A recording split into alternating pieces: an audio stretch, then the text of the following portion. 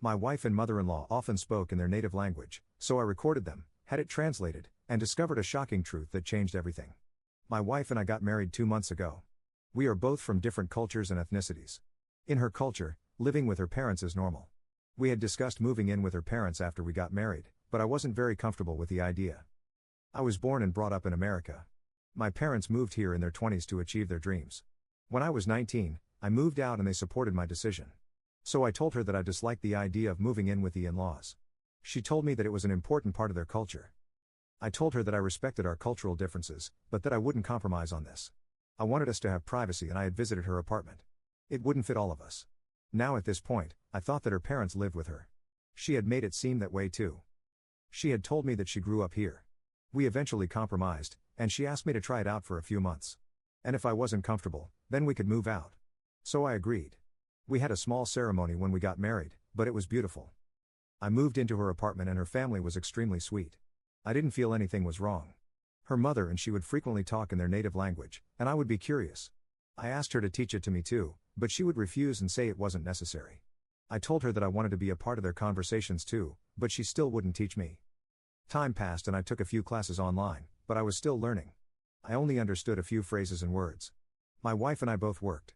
It had been about a month and a half into our marriage, and my mother-in-law kept telling her to get it done. That's the one phrase I understood. When I would look at her, she would just awkwardly smile at me. I could feel that something wasn't right. I would ask her about it and she would always just blow me off saying that she would tell me later. As the days passed, my mother-in-law got more anxious about it. I tried asking her, but she wouldn't give me an answer either. I was fed up with it. We hadn't even gone on our honeymoon yet. I wanted to go abroad, but she would blatantly refuse and tell me she was busy with work or make up a similar excuse. One day, I was speaking with a coworker of mine. She was from the same country as my wife, but I hadn't heard her speak her native language. I randomly asked her if she spoke the language, and she said yes. I asked her if she could help translate a few lines for me, and she said, of course. I knew it wasn't right, but I was going to record them. I've lived with them for almost 2 months now, and I don't particularly like being left out of conversations all the time. I knew something was up and I was going to find out what. When I went back home that day, I did my normal routine. Once my wife was back, my mother-in-law started speaking fiercely to her. She sounded angry. I immediately started recording their conversation. The next day, I met up with my coworker during my break. I made her listen to the recording and her eyes widened. She didn't know who was speaking. She asked me who this was and I told her it was my wife and my mother-in-law. She told me to immediately get out of there and call the cops. I was shocked. I didn't know what to say. It couldn't be that bad. Right? I asked her if she misunderstood anything and she said no. She proceeded to explain to me that my mother-in-law was pestering my wife to open a joint account with me and to take note of how much money I had. My jaw dropped. What the frick? This lady, my mother-in-law, didn't speak much to me, but acted very sweet. I always thought that she was just a reserved person. My coworker continued to tell me that my mother-in-law was pestering my wife to apply for a green card. She said that my wife was almost yelling at her mother to keep her voice down and kept explaining that for a green card, she had to show proof that I was able to support her financially. She then told me that she kept screaming at her to get it done. I didn't know how to react. I remembered my wife asking me to create a joint account and I had refused. I made more than her, but she wasn't aware of that. I wasn't comfortable opening a joint account with her just yet as I had a few of my prior investment plans that needed to be completed. I hadn't disclosed everything to her, and right now I was thankful that I hadn't. I wasn't aware that she didn't have a green card either. She told me she grew up here. My coworker pulled me into a hug. I didn't notice that I had started crying. She told me to report it to the police and file for an annulment. Divorce was not an option in this case. I went home early that day and packed up my stuff. I had informed my father and he was on his way. My mother-in-law wasn't home, but my father-in-law was. When I rolled my bags out, he tried to stop me. He asked me what was going on, but I just ignored him. My father had come up by now. He was enraged, but was keeping calm because of me. I went back with him to his place. I contacted my father's lawyer and filed a report the same day. My wife called me multiple times that evening. My lawyer recommended not talking to her. This was fraud. One thing my coworker very clearly mentioned was something my wife had said. Her exact words were, "Why do you think I married him? Have you seen his house? It's huge. He doesn't know that I don't have a green card. I'll have to coax him into believing my story. We're married now, but we need to wait to make our move." Looks like that a whole forgot that annulment was an option. The audacity they had to speak all of this out in the open right in front of me. It's a good thing I have proof. I don't know how long this will take, but I'll update you all soon. Update 1. 6 months later, The annulment of my marriage has been granted. You should have seen her face when she knew that I knew. I can't believe I got sucked in by her. I actually thought she loved me.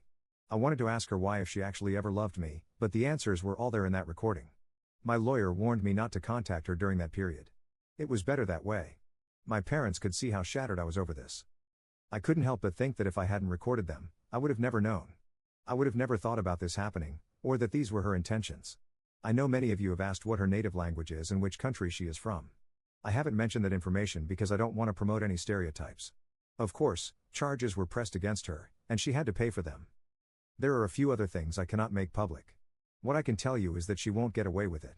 There are chances that she and her family may get deported. Her parents were here on a visitor's visa anyway. I'm still staying with my parents. I don't trust them one bit. I'm very grateful for my coworker. If it wasn't for her, I would have never known, and that's horrifying to me. I'm just trying to move on now. Thank you all for your support. NTA. At first, I thought Op was stupid to just trust the coworker's word, but then I realized I was stupid. Nobody would joke about a situation like this.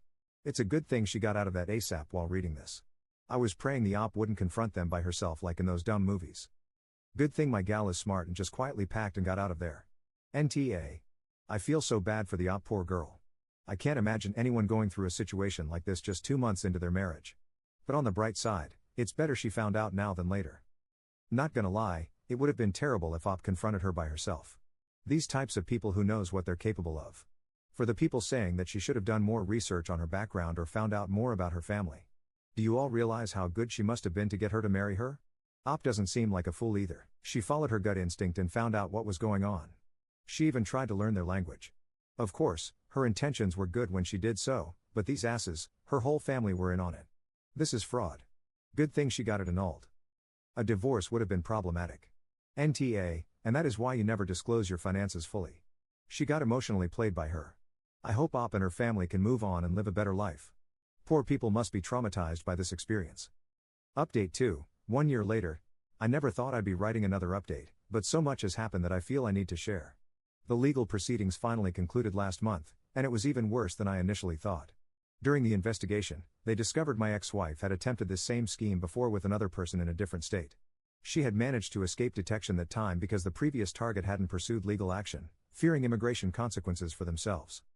My father's lawyer was incredible throughout this whole process. She managed to uncover a network of similar marriage fraud cases connected to my ex-wife's extended family. Apparently, this was something of a family business, arranging fraudulent marriages for people seeking green cards. They specifically targeted financially stable American citizens who lived alone or had minimal family involvement. The hardest part was discovering that my ex-wife had detailed notes about me from before we even met. She had researched my family's background, my career, and even my daily routines. There were screenshots of my social media posts going back years, all annotated with observations about my financial status and personality traits that could be exploited. It was chilling to see how methodically I had been chosen as a target. My mother-in-law and father-in-law were deported last week. My ex-wife is facing criminal charges and will likely be deported after serving her sentence. The prosecutors found evidence linking them to at least 5 other fraudulent marriages across 3 different states. The silver lining in all of this, if you can call it that, is that my story has helped others. After local news picked up the story, with names changed for privacy, 3 other victims came forward with similar experiences. The authorities are now investigating what they believe to be a larger organized crime ring specializing in marriage fraud. I've been in therapy for the past 8 months, working through the trust issues this whole experience has left me with. It's been challenging to process how someone could spend months pretending to love you while methodically planning to exploit you. My therapist says I'm making progress, but I still find myself second-guessing people's motives, especially in dating situations. My coworker who helped translate the recording has become one of my closest friends. She's been an incredible support through all of this, helping me understand cultural nuances I missed and supporting me through the legal proceedings.